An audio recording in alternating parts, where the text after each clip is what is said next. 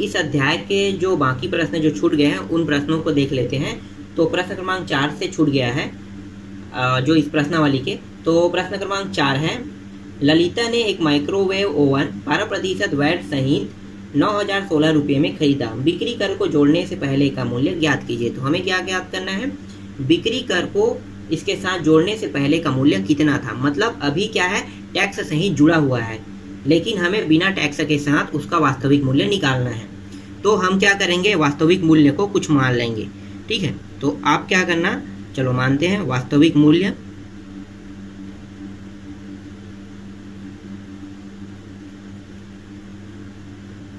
वास्तविक मूल्य, तो वास्तविक मूल्य को हम मान लेते हैं, माना x रुपया। ठीक है, वास्तविक मूल्य हमें पता नहीं है, तो हम क्या करेंगे, वास्तविक मूल्य को x रुपया मान लेते हैं। तो यहाँ पे आ गया वैट का प्रतिशत।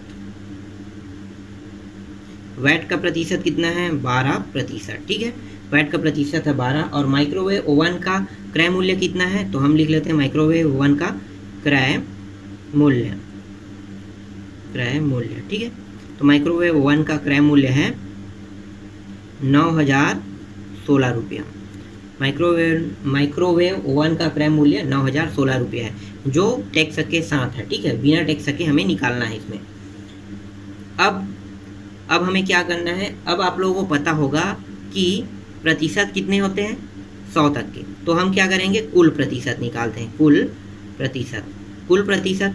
और ये हो गया वास्तविक प्रतिशत। ठीक है, वास्तविक दर भी लिख सकते हैं उसे, वास्तविक दर प्लस कितना है, और ये हो गया वैट। ठीक है, तो ये वास्तविक दर होगा। अगर हम किसी चीज़ को अगर मानते हैं किसी का भी प्रतिशत, तो लगभग 100 ही होता है हमेशा। ठीक है, हमेशा 100 ही रहता है। तो वास्तविक को कितना मानेंगे हम लोग, 100%। ठीक है, और वैट कितना है, देखो यहाँ से मान रख दो, तो ये हो गया 12। ठीक है, तो कुल कितना हो गया, 112%। आ गया 112%। अब हमें जो निकालना है उसको देखते हैं। तो हमें निकालना है माइक्रोवेव ओवन का, यहाँ पे लिखते जाओ, माइक्रोवेव ओवन। ठीक है, माइक्रोवेव ओवन का वास्तविक प्रतिशत, वास्तविक मूल्य, वास्तविक मूल्य होगा कितना होगा। अब हम यहाँ पे रखते जाते हैं। ठीक है, हमें पता तो नहीं है वास्तविक मूल्य, पर वास्तविक मूल्य जो होगा उसको हम लोग यहाँ पे लिखते हैं। तो ये हो गया, तो यहाँ पे लिखो वास्तविक मूल्य, ये सूत्र है, वास्तविक मूल्य। ठीक है, वास्तविक मूल्य के साथ गुणा क्या होगा, कुल प्रतिशत, कुल।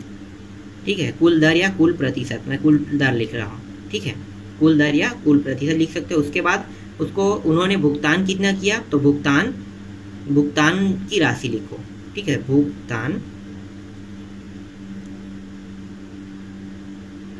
ये हो गया ऐसे, ये भुगतान है, भुगतान की राशि। अब यहाँ पे जहाँ पे है वहाँ पे इनके मानों को रखते जाओ। तो देखो वास्तविक मूल्य कितना है, हमने माना x, तो वास्तविक मूल्य को यहाँ पे रख दो, और ये x हमने मान लिया।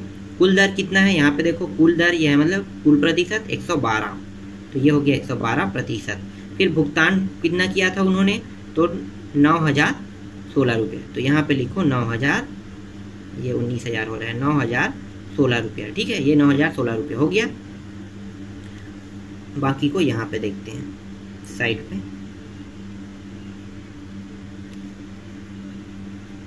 अब x गुणित यहाँ पे देखो 112, तो 112 को ऐसे लिख सकते हैं, 112/100।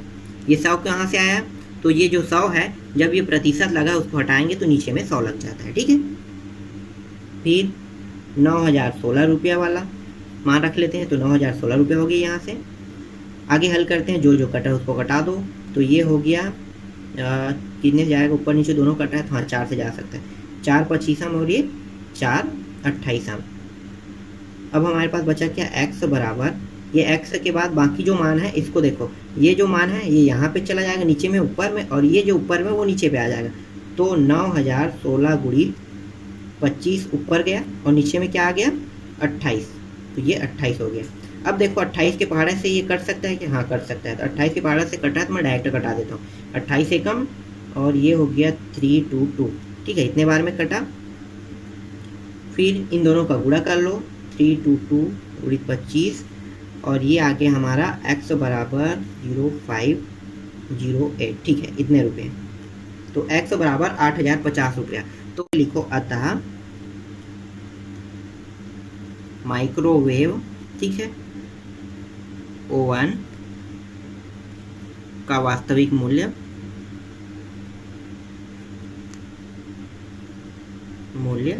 कितना है? 8050 रुपये, ठीक है। ये हो गया आपका फाइनल आंसर। ठीक, समझ में आया आप लोगों को? तो इस तरह से ये बनता है। सेम ऐसे ही जैसे अभी मैंने बनाया है वैसा ही सेम टू सेम 9वां बनेगा और प्रश्न क्रमांक 10वां भी बनेगा। तो देखो, एक से रिलेटेड दो प्रश्न यहाँ पे मिल गया है, प्रश्न क्रमांक 9वां और प्रश्न क्रमांक 10वां सेम टू सेम ऐसा ही बनेगा। आगे देखते हैं प्रश्न क्रमांक 5 को। तो प्रश्न क्रमांक 5 है, एक आटा चक्की का मूल्य 1,30,000 है, इस पर 7% की दर से बिक्री कर वसूला जाता है।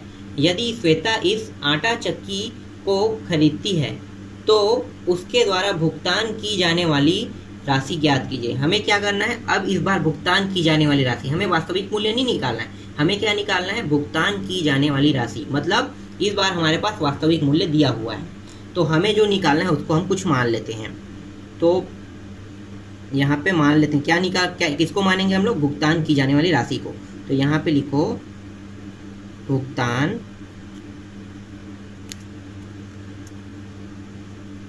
की जाने वाली, ठीक है, राशि। भुगतान की जाने वाली राशि क्या है? x है, ठीक है। हम इसको मान रहे हैं, आगे मैं यहाँ पे माना लिख लेना, मैं यहाँ पे जगह नहीं है तो नहीं बन पाएगा, ठीक है। तो माना भुगतान की जाने वाली राशि क्या है? x। उसके बाद जो जो दिया है उसको लिख लो। तो आटा चक्की का मूल्य लिख लेते हैं, आटा, ठीक है, आटा चक्की का मूल्य, आटा चक्की का मूल्य कितना है? 1,30,000, ठीक है, 1,30,000 ये आटा चक्की का मूल्य है।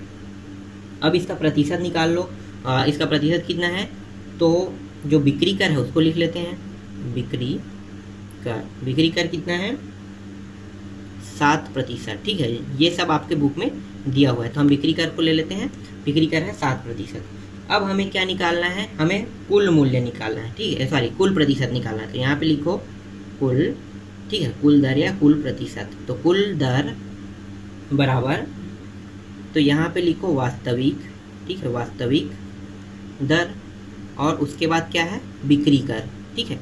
तो ये हो गया बिक्री कर, ठीक है। दोनों का प्रतिशत लिख देते। तो वास्तविक कर कितना होता है? हमेशा 100 होता है, ये सबको पता होना चाहिए। तो ये हो गया वास्तविक जो प्रतिशत है वो 100 होता है। इसमें एक्स्ट्रा कितना लगा? 7, तो ये लिख लेते हैं 7। तो टोटल कितना हो गया? 107%। आ गया 107%। तो ये हो गया कुल दर, ठीक है, कुल दर उसको 107% निकला। अब हमें निकालना क्या था? निकालना था भुगतान की जाने वाली राशि। तो हम लिखते हैं यहाँ पे श्वेता के द्वारा भुगतान की राशि होगी, ठीक है। क्या हो गया? भुगतान की राशि होगी। अब क्या करना है हमें? अब हमें उस सूत्र में मान रखते जाना है। सूत्र क्या होता है? सूत्र वही है जो पहले था। तो यहाँ पे लिखो वास्तविक, ठीक है, वास्तविक मूल्य। वास्तविक मूल्य के बाद क्या था? गुणा। उसके बाद है जो कुल दर था उसको लिखो। तो ये हो गया कुल दर। कुल दर कितना लगा उसको लिख लेते हैं। उसके बाद भुगतान की राशि, तो ये हो गया भुगतान, ठीक है, भुगतान की राशि, ठीक है। मैं भुगतान बस लिख रहा हूँ, भुगतान की राशि आप लिख लेना, ठीक है। अब यहाँ पे मान रखते जाएंगे। तो वास्तविक मूल्य कितना है? तो देखो यहाँ पे वास्तविक मूल्य दिया हुआ है, आटा चक्की का मूल्य, मतलब ये वास्तविक मूल्य है, ठीक है। तो हमारे पास जो वास्तविक मूल्य दिया हुआ है आटा चक्की का मूल्य, सिर्फ देखो इसमें आटा चक्की का मूल्य लिखा हुआ है, ठीक है। तो आटा चक्की का मूल्य मतलब वास्तविक मूल्य कितना है? 1,30,000। तो यहाँ पे लिखते जाओ 1,00,000, ठीक है, 30,000 हो गया, 1,30,000।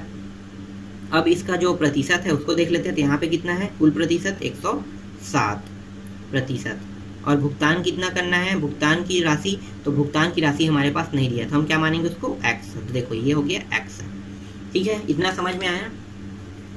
कुछ को हम लोग साइड पे देख लेते हैं।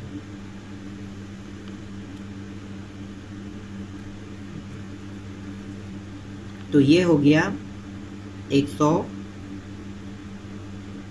ठीक है, 1,30,000 और 107% को हटाते हैं तो क्या आता है नीचे में बट्टा, और ये हो गया x। ठीक है, आगे हल करते जाते हैं। देखो यहाँ से कट गया, ये कट गया, ये भी कट गया, ये भी कट गया। अब इसको गुणा कर दो तो बचा क्या हमारे पास, 1300 गुणित 107 बट्टा 107 बराबर x बचा है ना। तो ये हो गया इतना। इन दोनों को गुणा करते हैं तो ये आता है 1,39,000। ठीक है, 1,39,000 आ गया, ये हो गया। तो x का मान कितना आया, मतलब भुगतान की जाने वाली राशि का मान कितना है, 1,39,000। तो यहाँ पे लिखो अतः भुगतान की जाने वाली राशि है 1,49,000 रुपये। ठीक है, तो आटा चक्की का जो आटा चक्की के साथ टैक्स के साथ जो मूल्य आया है वो कितना है, 1,39,000 रुपये। ठीक है, इतना होगा। यहाँ पे 100 भूल गया हूँ। ठीक है, 1,39,100 आया है, तो 1,39,100 है। ठीक है, तो 1,39,100 रुपये आया।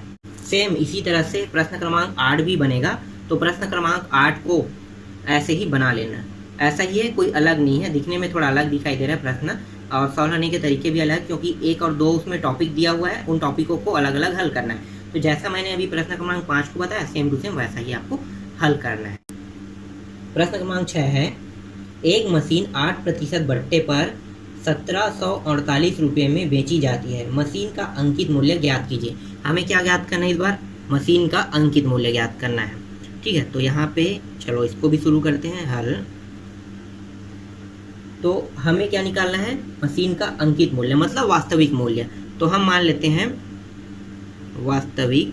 ठीक है, वास्तविक मूल्य, वास्तविक मूल्य को क्या माना हमने, x। ठीक है, x रुपया। ठीक है, वास्तविक मूल्य क्या है, x रुपया। अब जो जो दिया है उसको लिख लो। तो बट्टे का प्रतिशत क्या है, तो बट्टे का प्रतिशत है बट्टे का दर। ठीक है, बट्टे की दर या फिर बट्टे की प्रतिशत, तो कितना है 8%। ठीक है, और उसके बाद बेची जाती है, तो बेचने का मूल्य क्या है, बेचने का मूल्य। ठीक है, बेचने का मूल्य है 1,748 रुपये। तो बेचने का मूल्य भी निकल गया 1,748 रुपये।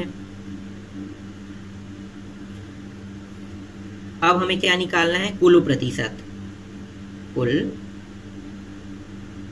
दर। ठीक है, कुल दर। तो यहाँ पे देखो वास्तविक होगा, ये वास्तविक दर, और यहाँ पे क्या लगेगा, माइनस। क्यों माइनस लगेगा, क्योंकि बट्टे निकाल रहे हैं हम लोग ना। तो बट्टे के कारण क्या हो गया, कभी भी हम जब बट्टा निकालते हैं तो बट्टे की दर क्या करते हैं, हमेशा माइनस होता है। बट्टा मतलब क्या होता है, प्रतिशत का मतलब ये होता है कि किसी चीज़ में कमी आना। जब भी कहीं भी बट्टे का जिक्र होगा तो 100% में हमेशा घटता है। इसको हम कुछ इस प्रकार से समझते हैं। अगर मान लो एक समय था जब चिल्लर की मार्केट में कमी हो गया था, जब चिल्लर की मार्केट में जब कमी हो गया था तो मार्केट में जिनके पास चिल्लर होता था वो लोग क्या करते थे कि वो लोग बट्टे में उसे बेचते थे। तो वो दुकानदार के पास जाके चिल्लर को 90 रुपये का चिल्लर देता था और दुकानदार उसको 100 रुपये देता था। तो 90 रुपये में 100 रुपये मिलना, तो क्या हो गया, कमी हुआ ना भाई। तो 90 रुपया वही वो दे रहा है, तो 100 में कितना दिया, 90 दिया। तो उसी को हम क्या करते हैं, बट्टा कहते हैं, उसको घटा देते हैं। तो जितना प्रतिशत दिया है उसको घटा देंगे। तो आप क्या करना, यहाँ पे देखो वास्तविक जो दर है, वास्तविक दर कितना है, 100 है, और बट्टा कितना है 8, तो घट गया। तो घटाते हैं तो कितना आ रहा है, 92% आ गया, 92%।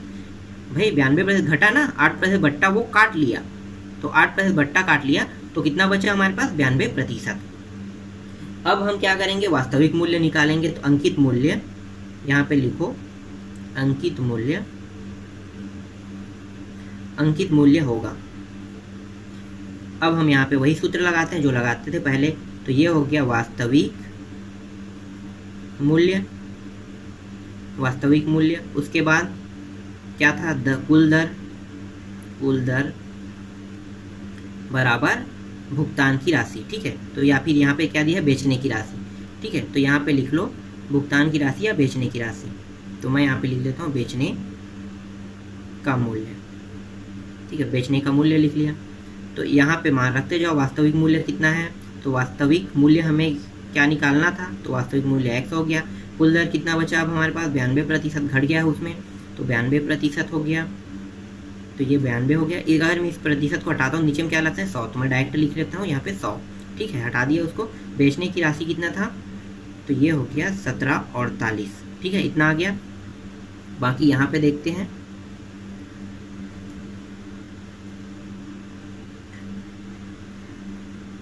तो x गुणित, अगर यहाँ पे हम काटते हैं तो ये कितने बार जाएगा, ये 23 बार और ये 25 बार। तो यहाँ पे लिखो 23/25 बराबर 1748। ठीक है, आगे हल करते हैं। तो ये x देखो, नीचे का मान ऊपर, ऊपर के मान नीचे, तीरा गुणा करने पर, तो तीरा गुणा कर रहे हैं तो 1748 गुणित 25/23। ठीक है, 23 से इसको भाग दे देते हैं, तो देखो 23 से भाग रहे हैं, डायरेक्ट कट रहे हैं तो हम काट देते हैं। तो ये चला जाएगा टोटल 76 गुणित, बचा क्या है 23 का, और 23 76 बार में गया, और बचा हमारे पास 76 और 25, ये 76/25 हो गया। x बराबर, और इन दोनों को गुणा कर रहे हैं तो ये आ रहा है 1900। ठीक है, तो मतलब x बराबर कितना प्राप्त हो गया, 1900 रुपया।